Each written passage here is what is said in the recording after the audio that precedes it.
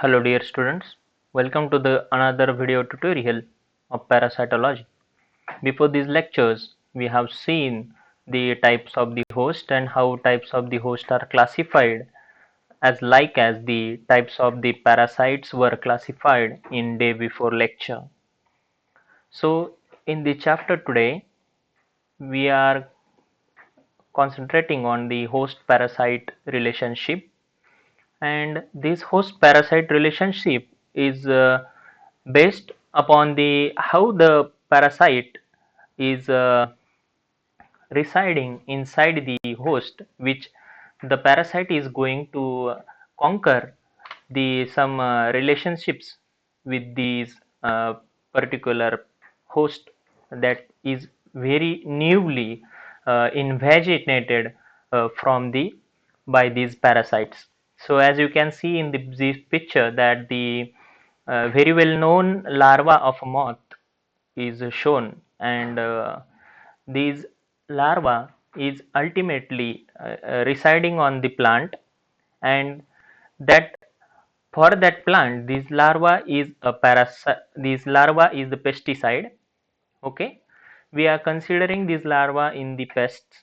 So but ultimately, as his life cycle is going on at that time, accidentally or the intentionally, it is get infested by the some parasitoid, and parasitoid is going to lay egg in these living larvae, and these living larvae is going to suffer some problems. Okay, so that relationship between that particular larvae as a host and these uh, new generating larvae or new hatching larvae of the parasitoid, that is a parasite on these particular larva. But how that both of them is going to settle and both of them going to uh, carry his path of the life cycle of them, we are going to focus ultimately that larvae of moth is going to die, but that larvae is going to die after the overpopulation of these parasitoids. Okay, so we are going to focus on this host parasite relationship and see how this going to happen. Okay, so the we all know that the in biology a host is an organism that harbors the parasite or the mutual or commensal symbiotic or typically providing nourishments. Okay, but what happen in this host parasite relationship, that the as a parasite is an organism that resides on or within the another living organism. Okay, and the host is an order to find the environment and the nourishment required for its own growth. Okay, and uh, as well as the reproduction. Most successful parasites achieve a balance with the host that allows the um, survival, growth, and propagation of both the host and the parasite. The majority of host parasite interactions do not result in the disease. However, the establishment of the parasite results in the injury to the host. It will manifest as a disease, and ultimately this after this manifestation of disease, the host is going to die. And although the larger number of living organisms such as bacteria, viruses, fungi, protozoans, some helminths, some insects uh, can parasite as live as on parasite on the human body. So in medical practices,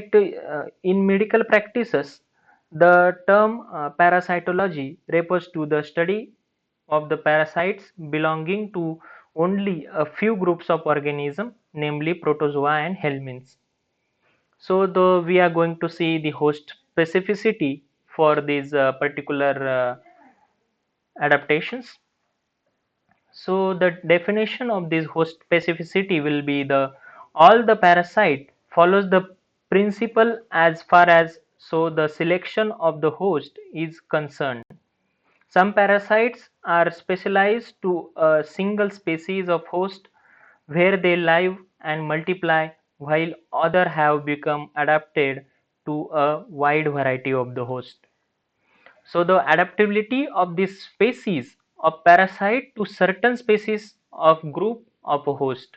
That means the species of parasites having the specificity for the host group and the orders of that host, and how that parasite is going to achieve the success by means of achieving or targeting some specific host. So there are some terminologies are used in these host specificity, or the terminologies are the ethological specificity. So what is meant by the ethological specificity? The behavioral patterns shown by the parasite, hence they called as a ethological specificity. So means some patterns shown by the parasite to choose his own host. Okay, the some if a parasite going to invaginate into the host in its parasitic life, such as the in the egg stages or the cyst, or some parasites are going to uh, invaginate their host in the adult stages. So these specificity or these chosen their mode of life or their infective stages are going to show in these ethological specificity. So the all parasites follow one principle as far as the selection of the host is concerned, and parasites can be very particular about which species they can use. Okay, they are very particular about to use some species as their host. Okay, so the in ecological specificity, the parasite are capable of making room in the foreign host, but normally never reaches to another host due to the ecological barriers are provided for them, and such parasites are able to develop in the more host species under the laboratory conditions than the nature. Okay, some parasites are going to cultured for the studies, and these ecological specificity for them as a ecological barrier is going to convey their mode of parasitism and these mode of infection. So they have to ultimately the reside in between the ecological barriers.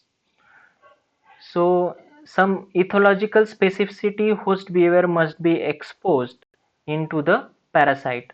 So host behavior, how that host is going to react after the parasite is going to invade that host.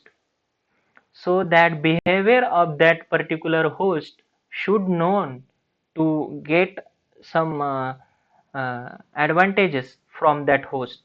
So parasite is ultimately knowing the behavior of that particular host or that particular animal which that parasite is going to conquer as a host. So in the physiological specificities, the physiological limitations, once the parasite comes into the contact of a host, it must recognize the appropriate cause and feel comfortable within it the new surrounding. So this will be the very challenging to this parasite that the if they going to imagine it to a new mode of life in this particular type of the host, and they have to adapt themselves to resides in that particular type of host, and they have to uh, they have to feel comfortable within its the surrounding, what type of surrounding that is and what challenges are there, and they are facing that challenges and getting overcome on that challenges, and they are get a success to reside in this particular host. And that host will be how that host is defeated, or how that immune system of that host is defeated, we are going to see in upcoming lectures. So the host of a parasite is determined by the three important factors. The first important factor is the suitable conditions reaching to the host and transmission of the parasite from one host to another. The suitable conditions are should be there to reach to transmit from one host to the another host. That means if a parasite is residing in the intermediate host, so that parasite recognizes the favorable conditions or the suitable conditions uh, to conquer another host that will be his definite host, and that parasite is should be suitable, that condition should be suitable for that particular parasite to invaginate the ultimate host. The second factor is that the parasite have ability to establish in a host.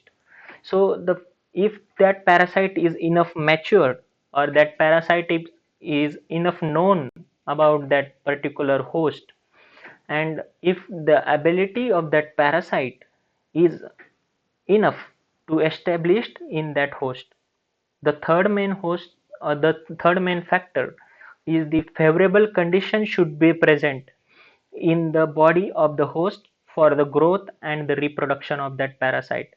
So some host or the some host are going to uh, in way that they are not going to easily co-off with that particular type of the parasite, and their immune system is going to stop that parasite. But the how that parasite is going or growth, that parasite growth is happen in that particular type of the mode of infections. And take an example of the ascaris. If ascaris is the larvae of the ascaris is going to in stomach, and that is going to attach to intestinal wall, and that ascaris firstly going to mature or going to adapt some capabilities into that particular type of host, or a man or the pork or the pig, and that will be uh, going to settle first, and that going to um, grow particular growth or the sexually uh, grown animal or the grown parasite, and they are going to search for the some particular type of the his partner, and then they are going to invade, or then they are going to convey some reproduction or the sexual reproduction type. But they are going to lay their eggs into the intestinal lumen of the host itself, so that the that eggs should be thrown out by means of the fecal matter. So these factors decides type of the host is suitable for the parasite. So which host is suitable for this parasite is going to selected or the decided by these three types of the factors. So the how ecological relation in between these parasites or the host. The origin of the host specificity is also explained largely on the ecological grounds, where the ecological studies are happen in probably main type of the in the studies. And in nature, some type of the parasites are found in the phylogenetically unrelated host. That means phylogenetically means how the one species is how we are similar to the chimpanzees.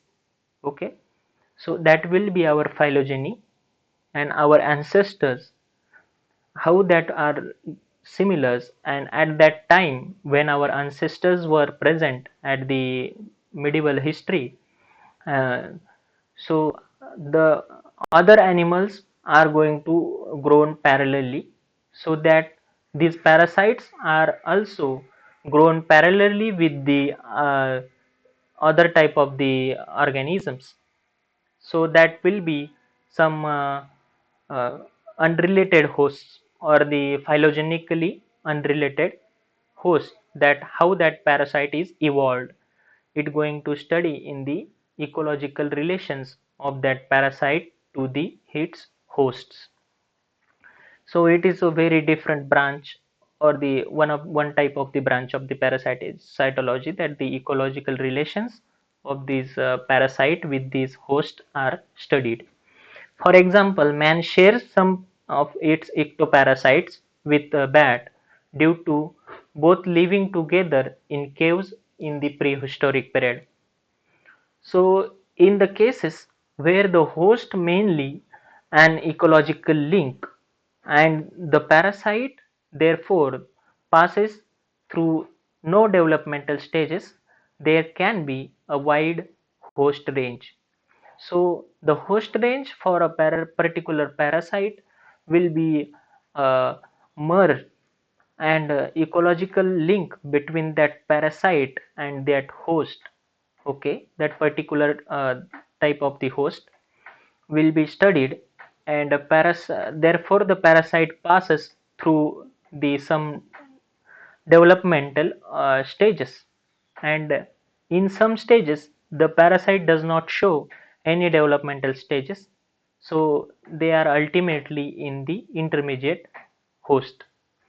So there are evidences to show how host specificity comes about, parasite having become self-limiting through extensive specialization to the host.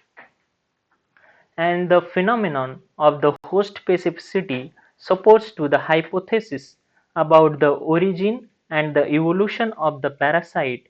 For the host specificity is not only a feature of parasitism, it is a natural consequence for it. That means the evolution of the parasite is done parallelly. As the host evolves, or as the man evolves, his parasites are also evolves around its genome, how that genome is evolved. Okay, so these are the not suddenly parasites are going to attack, or parasite is not able to adapt how they are adapted today. Okay, so this comes from the very long time, that the parasites were residing on the host, or their when that life started of that parasitism, so that the life is evolved along with the life of the host. So the some effects of this parasite on the host, some ultimate, if parasite is going to reside in host, or uh, on its body of the host for the nourishment, or the for the taking some nutrients, they are going to bite, or they are going to suck something, the nourishment or nutritive supportive materials from the host body. So the effect of that parasite on the host body. So there are some physical effects, as well as the some mechanical injuries, as well as some the adaptations, the overcomes of that particular type of the host from that injury. So the first one is at the time of injury, when that particular parasite is going to attack on the host. The first point is some parasite is injured the host tissue during the process of entry. That means the hookworms, like example is hookworms like Ancylostoma duodenale. It is the gut, uh, it is residing in the duodenum, and who infective the larvae infects the extensive damage to the cells and the underlying connective tissues while presenting in the host of the skin. So as we all know, the Ancylostoma duodenale, as also known as the hookworm, and that Ancylostoma is having hooks in his mouth. So for the attachment, that Ancylostoma is going to attack on that inner lining or the underlining of connective tissues in the passage, the gut passage, and they are going to attack, and they are uh, some injury happen due to that hook type of the mouth part. In the second point, the some infect tissues damage after they have entered. So those some inflict the tissue after they have entered and they have resides. So example is the larvae of Ascaris lumbricoides while passing through the lungs of a human. So if Ascaris duodenale, that means it's ultimately residing, or the Ascaris lumbricoides residing the into the uh, intestine or the stomach, but by mistake that are going to invaginate in the brain or the lungs or the eye or the nostrils. But after this, they are feeling uncomfortable over there. They are going to uh, they are going to change their path, and their after passing through the lungs of the human host, they cause physical damage to lung tissue. So that physical damage is leading to pneumonia.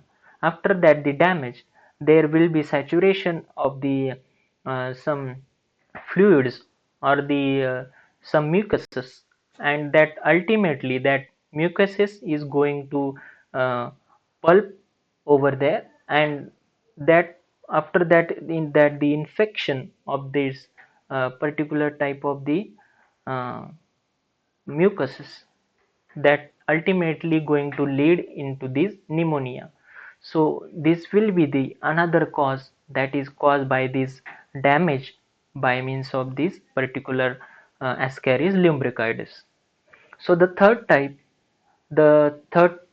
time of injury, the other incidence induces to histopathologically that changes by electing cellular immunological responses to their presence. That means the example is entamoeba histolytica is actively lyse the epithelial cells lining of the host, large intestine and the liver, causing large ulceration by the action of these secreted enzymes.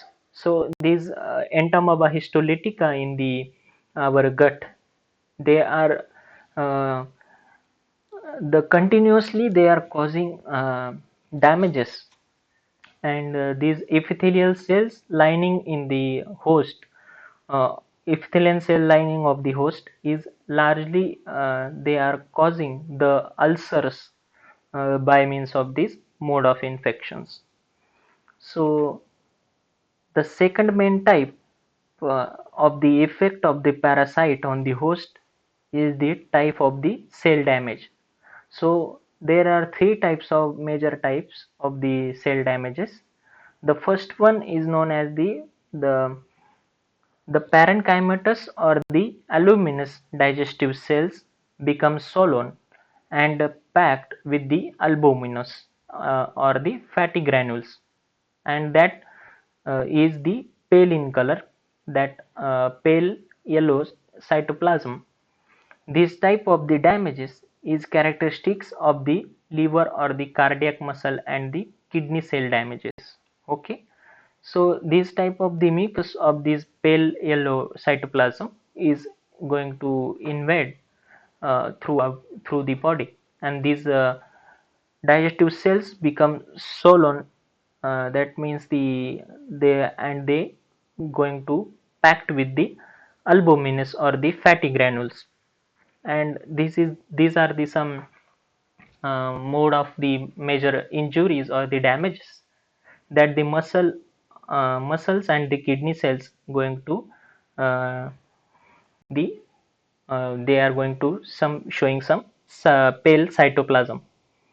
And second, the fatty fatty degeneration cells are filled with the abnormal amount of the fat deposits, so that the fatty degeneration, that means the in the liver cell, again that the causes of the pneumonia we have seen in the last point.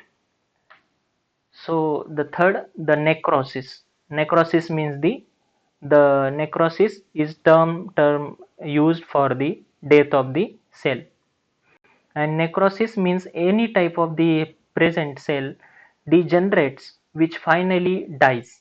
Okay, so the death of that particular cell also done in the some mode of infections of the parasitism. Example is the as the result of encystements of this Trichinella spiralis and in the mammalian skeletal muscle. Okay, so the necrosis is surrounding tissue is followed by this classification or the calcification. Calcification means what? The deposits of the calcium ions. So there will be the stiffness of that skeletal muscles, and these after that these ultimate stiffnesses, that cell is not going to work, and there will be some necrosis, or the ultimately that cell or that infested cells were going to die. So third main type of these effects of the parasite on host is the tissue damages.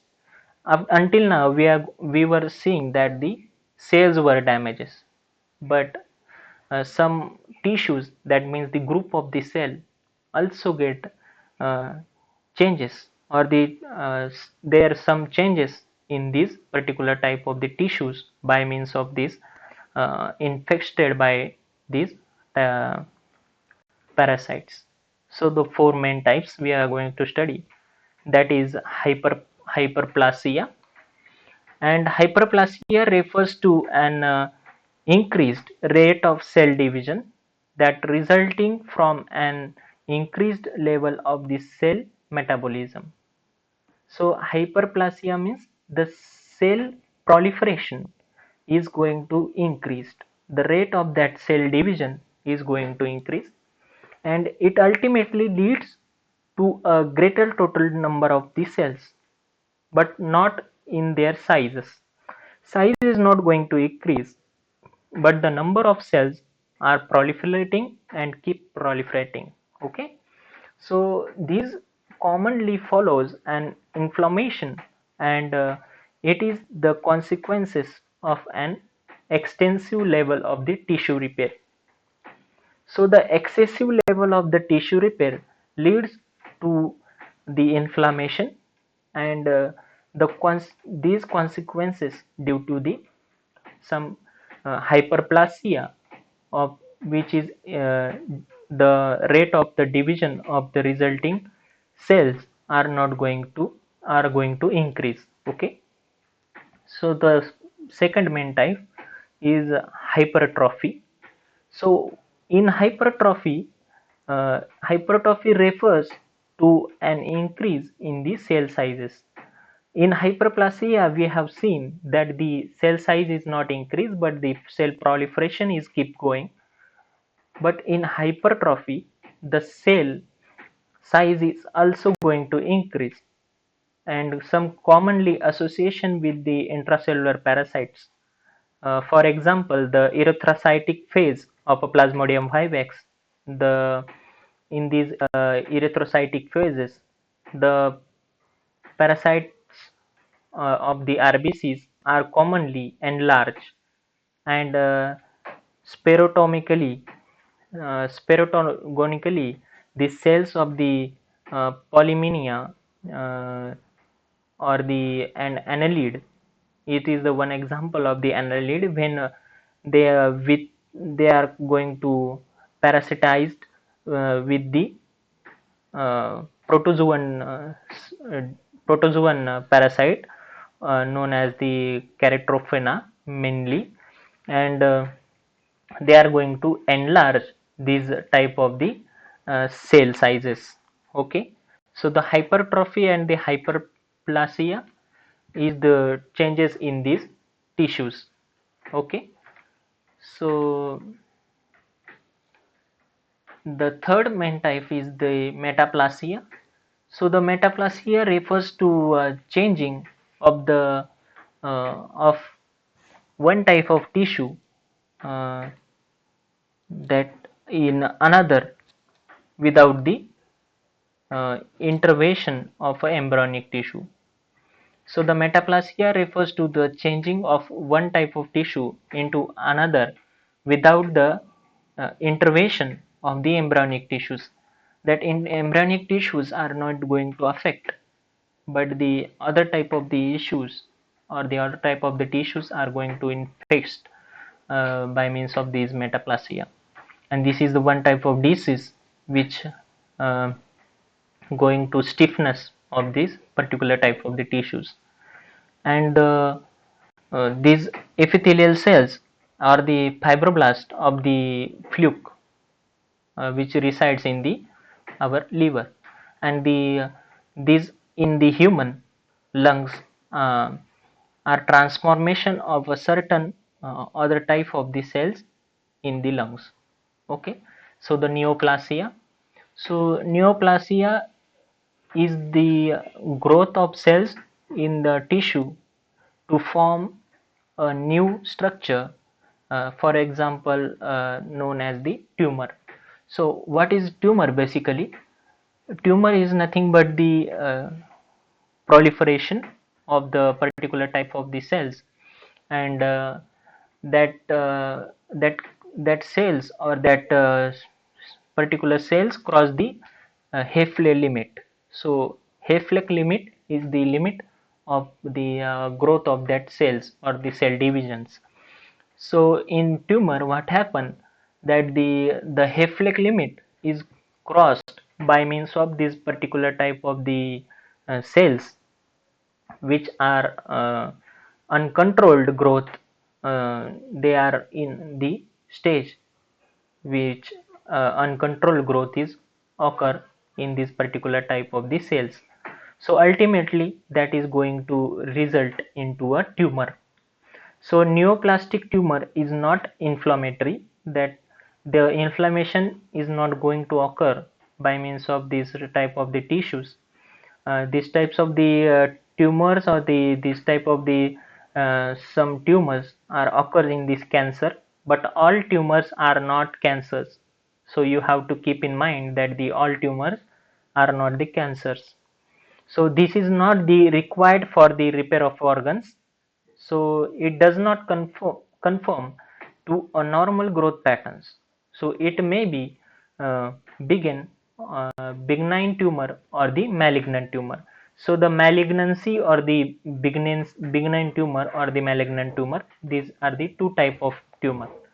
And so these are the some two type of the tumor of the cancers, but all tumors are not cancerous tumors. Example are the uh, in the Illuminaria species cause tumor in the rabbit liver.